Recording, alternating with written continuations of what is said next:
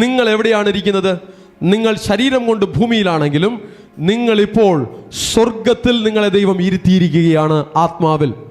എഫേസ്യർ 2:7 പറയുന്നു, ക്രിസ്തുവിൽ അവനോടുകൂടെ ഉയർത്തെഴുന്നേൽപ്പിച്ച് സ്വർഗത്തിൽ ഇരുത്തുകയും ചെയ്തു. നിങ്ങളിപ്പോൾ എവിടെയാണ്? ശരീരത്തിൽ നമ്മൾ ഭൂമിയിലാണ്, എന്നാൽ വചനം പറയുന്നു നിങ്ങളിപ്പോൾ ആ സ്വർഗത്തിലാണ്.